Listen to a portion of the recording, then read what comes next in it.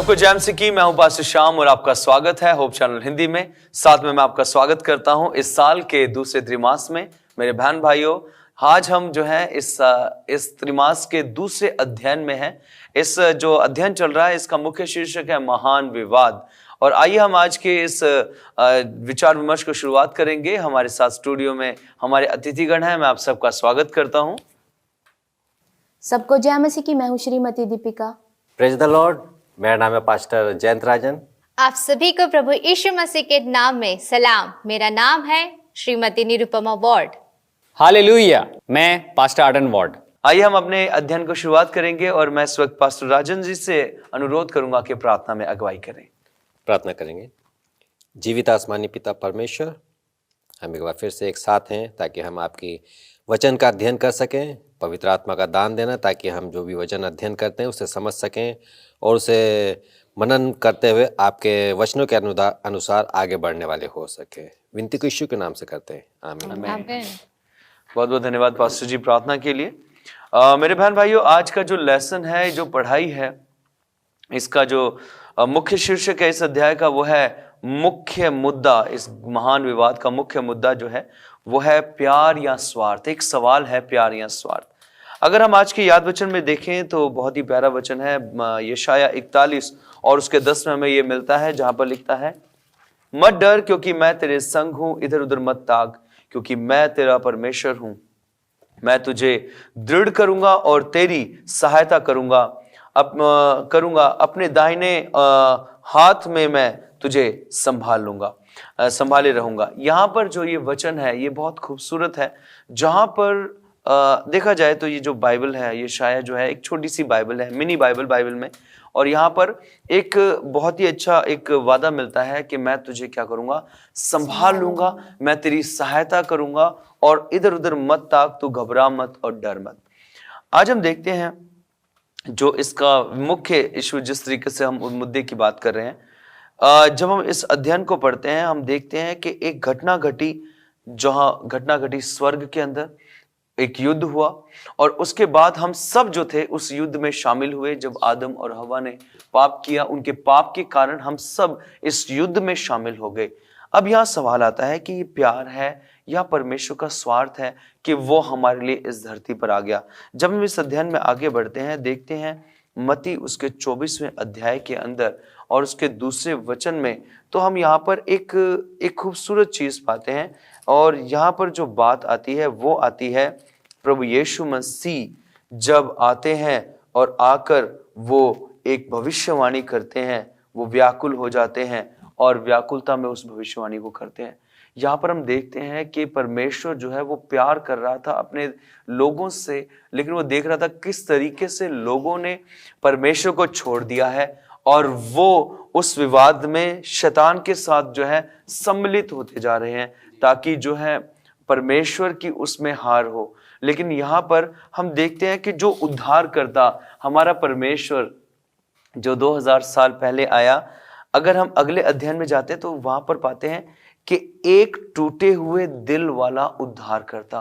क्योंकि जब उसने हालात देखे हमारे और देखा कि किस तरीके से मनुष्य जो है परमेश्वर से दूर हो चुका था, देख रहा था वो कि ये जो शैतान के बहकावे में आ चुके हैं, इसलिए वो अपनी आंखें उठाकर वो देख रहा था। और हम देखते हैं कि यरूशलेम के विरुद्ध भविष्यवाणी करी और कुछ समय बीता जब यरूशलेम के ऊपर हमला होता है और टाइटस के द्वारा जो है यरूशलेम में हजारों लोग जो हैं वो बर्बाद किए जाते हैं। लेकिन यहाँ पर फिर भी परमेश्वर अपनी दया को स्मरण रखता है, वो उस दया को भूलता नहीं है। जी, हम सच में परमेश्वर का धन्यवाद करते हैं कि आज सोमवार के विषय में अगर हम देखें तो यहाँ परमेश्वर का वचन, जैसे कि आपने बताया कि अभी तक तो हम सीख रहे थे कि परमेश्वर कितना प्यार करता है, पर अब जब उसे दुख हुआ कि हमने अपने चाल से कोई फिराव ही नहीं किया, तो यहाँ हम देखते हैं, यहाँ पर हमें बताता है आज का अध्ययन, मसीहों को संभावित रूप से संरक्षित किया गया। यानी कि हमारा परमेश्वर जानता था कि हमारी चाल बिगड़ चुकी है, तो वो हमें बचाने के लिए भी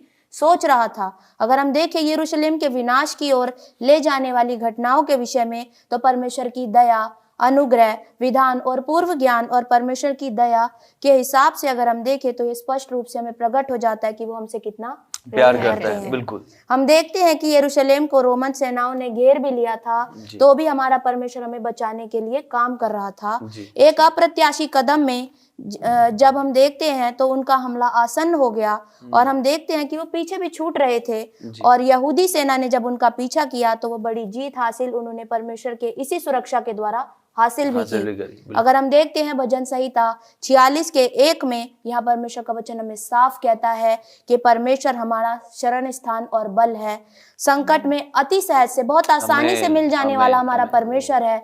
यदि हम उसे बुलाते हैं तो हमारे पास खड़ा हो जाता है।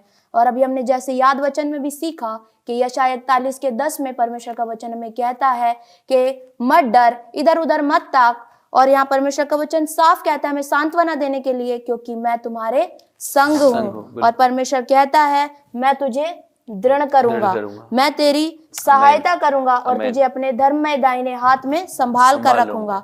परमेश्वर ही प्रभु है, और अपनी दिव्य उद्देश्यों की उसमें हम अगर देखें तो वो क्या है, पूर्ति भी कर रहा है। बिल्कुल। और अगर हम देखें, हालांकि कभी कभी परमेश्वर हमारी मानवीय स्थिति को भी जानता है, और वो उसे उसी के आधार पर वो हमारे लिए अपनी योजनाएं भी बदल देता है। और अगर हम देखें, इस पृथ्वी के लिए उसकी अंतिम योजना अभी पूरी होनी बाकी है। और अब हम देखते हैं ऐसे समय आएंगे जब परमेश्वर अपने मसीह लोगों के लिए कठिनाइयां, उत्पीड़न और कारावास और मृत्यु के अनुभव को भी हम देखने को मिलेंगे। अगर हम देखते हैं, लेकिन शैतान सबसे क्रूर हमलों वाले सबसे चुनौतीपूर्ण समय में भी आज परमेश्वर की कलीसियाओं को नाश कर रहा है। और हम देखें, हमारा परमेश्वर उन्हें बचाने के लिए अभी भी तत्पर है।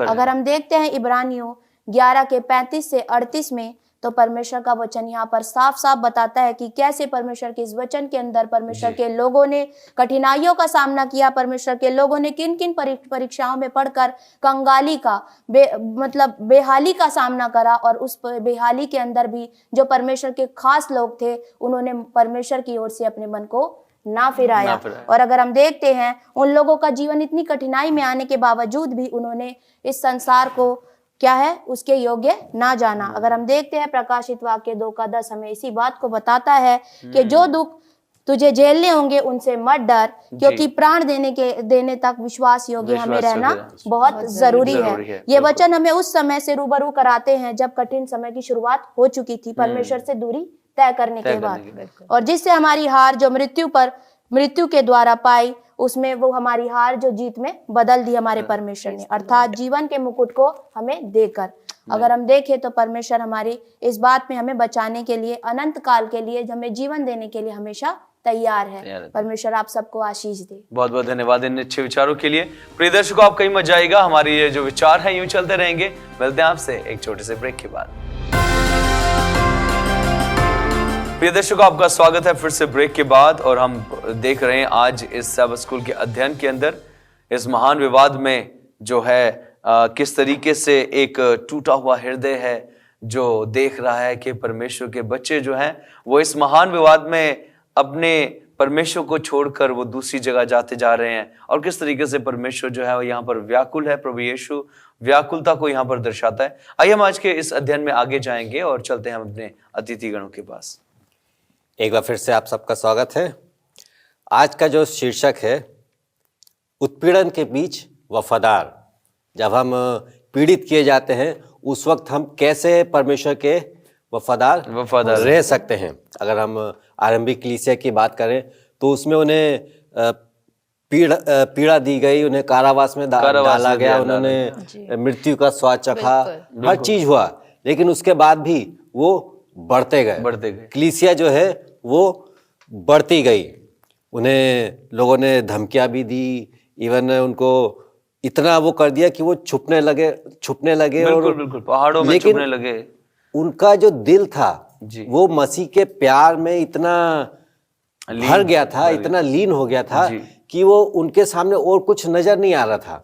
वो सिर्फ और सिर्फ मसीह को ही देखे जा रहे थे। उनके सामने और कुछ भी ऐसी चीज नजर नहीं आ रही थी कि वो उसको कुछ और देखें। जैसे कि आज का शीर्षक भी है महान विवाद जी, और उसमें मुद्दा क्या है, मेन इशू क्या है, प्यार या स्वार्थ।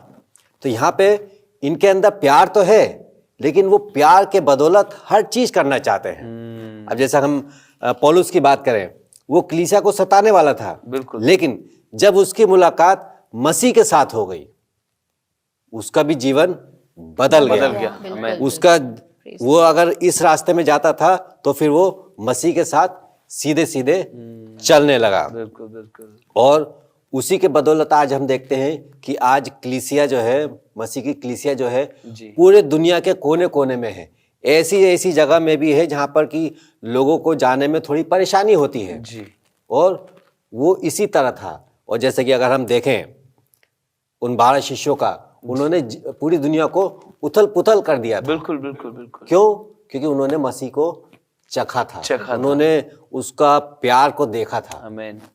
और उसी के बदौलत अगर हम आज के समय में भी देखें तो हमारे लिए वो एक उदाहरण है, उदाहरण बिल्कुल, कि हमारे अंदर भी अगर वैसे ही प्रेम है तो हमें कोई मृत्यु नहीं रोक सकती, कोई कारावास नहीं रोक सकता, कोई भी समस्या नहीं रोक सकती, कोई पीड़ित करने वाला हो वो भी नहीं रोक सकता, बल्कि हमारा प्यार परमेश्वर के तरह एकदम दृढ़ रहे। परमेश्वर इस पर आशीष दे। भाई ने बहुत अच्छी जो बात बताई हमें। हम इस त्रिमास में हम इस अध्याय में पढ़ते हैं कि केंद्रीय मुद्दे के बारे में हम जान रहे हैं।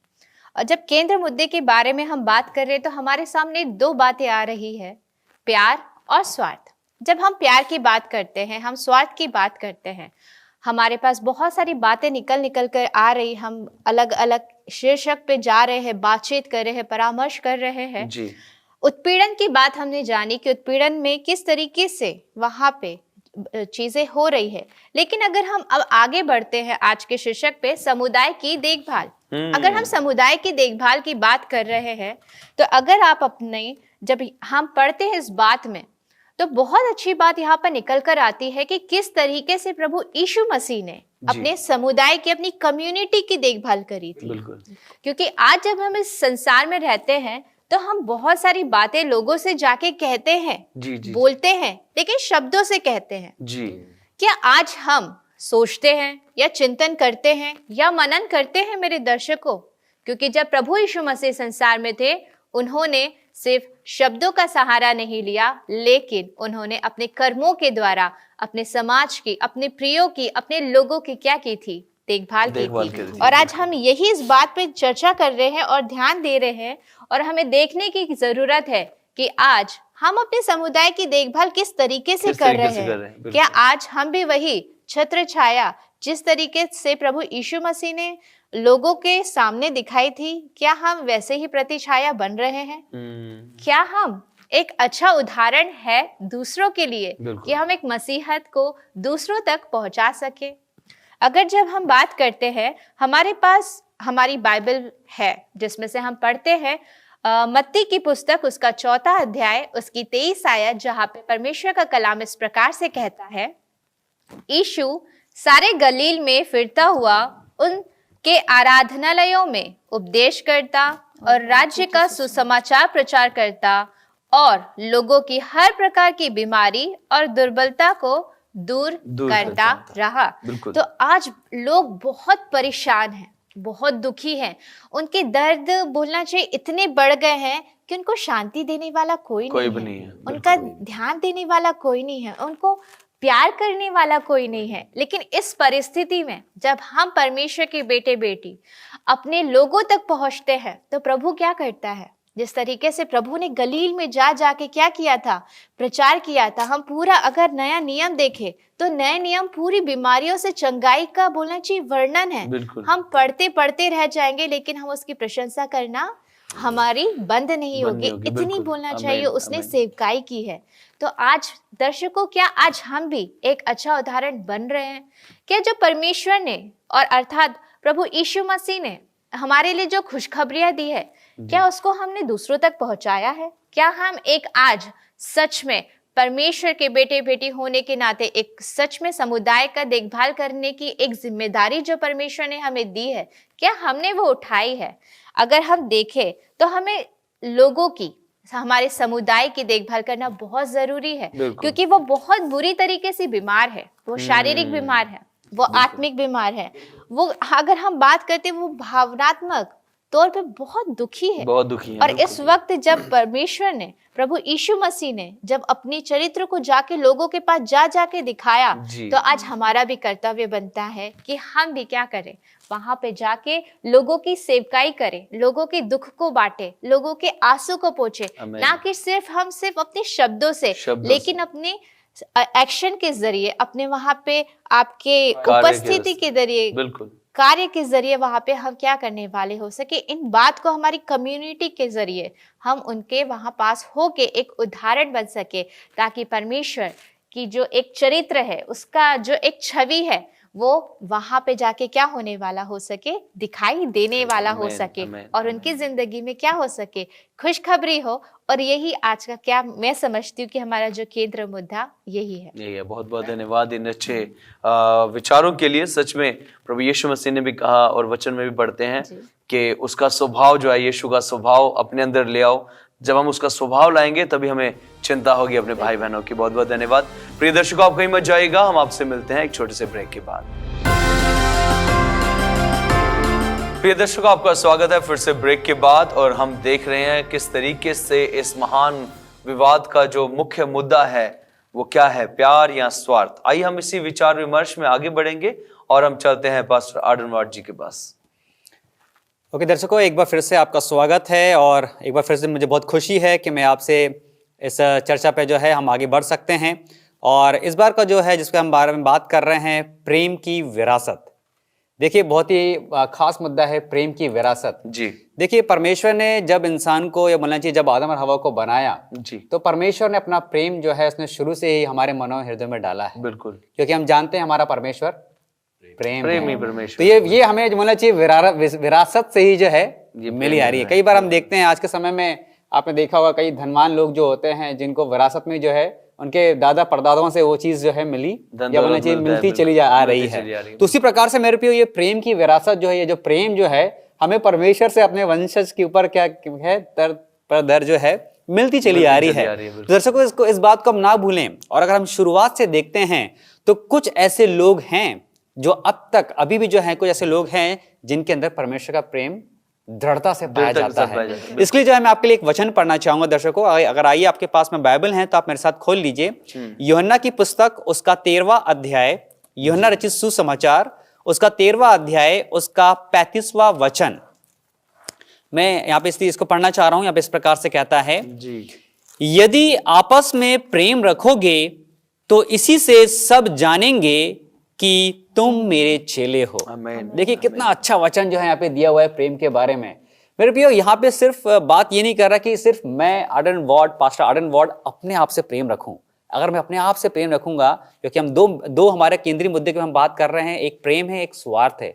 अगर मैं सिर्फ अपने आप से प्रेम रखूंगा तो वो स्वार्थ होगा, स्वार्थ होगा। बिल्कुल। लेकिन अगर मैं दूसरों से, अगर मैं सबसे प्रेम रखूंगा तो वो क्या होगा, वो परमेश्वर का प्रेम होगा। प्रेम है, बिल्कुल। तो मेरे प्रियो, आज हमें यहाँ पे देखने की जरूरत है, क्योंकि यहाँ पे एक बहुत अच्छा एक इलस्ट्रेशन दिया हुआ है, एक बहुत अच्छे इसके बारे में बताया गया है कि यहाँ पे हम देखते हैं बताया गया है कि 160 ईसा पूर्व से लेकर 265 ईसा पूर्व तक जो है एक बहुत बड़ा प्लेग आया जी, एक बहुत बड़ा प्लेग आया। और उस प्लेग में बताया जाता है कि ज्यादातर लोग जो हम जानते हैं, अभी हम सब जो हैं एक कोरोना की महामारी से हम लोग गुजरे हैं। जी, बिल्कुल। और इससे मेरे प्रियो, इस दुख से, इस दर्द से सब लोग होके गुजरे हैं। हर एक ने जो है अपने प्रियो को खोया है। तो उस समय भी जो है बताया गया है कि जब ये प्लेग आया था तो बहुत सारे लोग क्या कर रहे थे, मर रहे थे। लोग जो है बोलते हैं गांव के गांव जो है वो खाली हो गए थे। कोई उनकी मदद करने के लिए नहीं था, कोई किसी ने आगे सहायता करने के लिए उनकी मदद नहीं करी। लेकिन कौन आगे मदद करने आए? वो प्रभु के लोग थे। वो प्रभु के लोग थे जिनके अंदर परमेश्वर का प्रेम विरासत से पाया जाता था।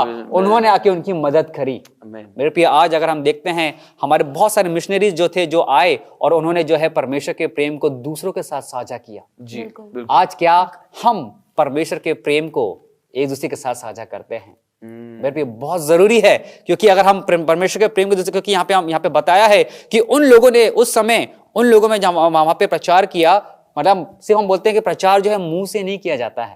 अभी हमने बात किया कि मुंह से नहीं, सिर्फ आपको कर्म के द्वारा भी जो है परमेश्वर के प्रेम को आप बता सकते हैं।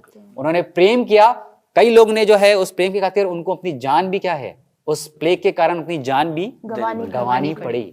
तो मेरे पे आज हमारे पास परमेश्वर का जो ये वचन है, इसके लिए कितने लोगों ने अपनी जान गंवाई है। बिल्कुल बिल्कुल। तो मेरे पे हम हमेशा ध्यान रखें, अगर हमारे अंदर प्रेम रहेगा तो हम ये नहीं सोचेंगे, जैसे अभी हम चर्चा कर ही रहे हैं कि अगर हम उसके अपनी जान भी अगर गंवाना पड़े, चाहे जेल में भी अगर जाना पड़े, तो मैं उसके लिए तैयार रहूंगा, या मैं उसके लिए तैयार रहूंगी। तो मेरे पे हमें इस बात को ध्यान देने की जरूरत है, क्योंकि विरासत जो है ये हमको शुरू से ही जो है परमेश्वर ने दी है, उसकी ओर से जो है हमें मिली आई है। तो मेरे पे यहाँ पे एक आखिरी में जो है प्रश्न किया गया है कि हमें प्रभु यीशु मसीह से सीखना है, बिल्कुल, क्योंकि उसका प्रेम जो है वो निस्वार्थ प्रेम था, निस्वार्थ प्रेम था। तो हमें उससे सीखना है और पवित्र आत्मा से परिपूर्ण होना है मेरे प्रियो, क्योंकि अंत का समय बहुत, हम जानते हैं हम अंत के समय में रह रहे हैं, और इस अंत के समय में जो है हमें पवित्र आत्मा से परिपूर्ण होने की जरूरत है। बिल्कुल। तो मेरे प्रिय आइए जो है हम जानते हैं, अगर आगे बढ़ें तो कहता है कि इतना आसान नहीं है।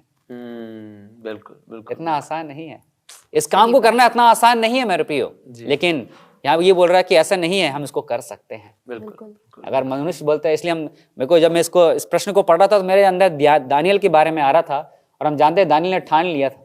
मेरे प्रिय आज अगर हम इस बात को ठान लें, तो आज अगर हम किसी भी चीज को, हम जानते हैं जो महान विवाद चल रहा है, अगर हम ठान लें तो हम प्रभु यीशु मसीह को अपने, हम जो है उस अनंत जीवन की ओर जा सकते हैं, उस प्रेम की ओर जा सकते हैं जिस ओर परमेश्वर ने हमारे लिए मार्ग तैयार किया हुआ है। तो उसके द्वारा परमेश्वर हमें बहुत की आशीष दे।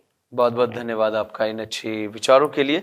अब यहाँ पर एक सवाल आता है कि अब जो हमने पूरा अध्याय पढ़ लिया है, देख लिया है किस तरीके से अध्याय चल रहा है, तो अब यहाँ पर अब बताएं इसका जो मुख्य मुद्दा है वो क्या है, प्यार है या स्वार्थ है? सिस्टर निरुपमा, आपसे मैं बात जानना चाहता हूँ। जी, हमने ये पूरा जो लेसन था वो देखा, उसमें हमने बहुत अलग अलग शीर्षकों पे ध्यान दिया, मनन किया, वचन पढ़ा जी। और जब हम इन सारी बातों पे जाते हैं तो हमने बहुत अच्छी तरीके से जाना कि यहाँ पे दो टॉपिक चल रहे थे, एक तो स्वार्थ और एक प्यार।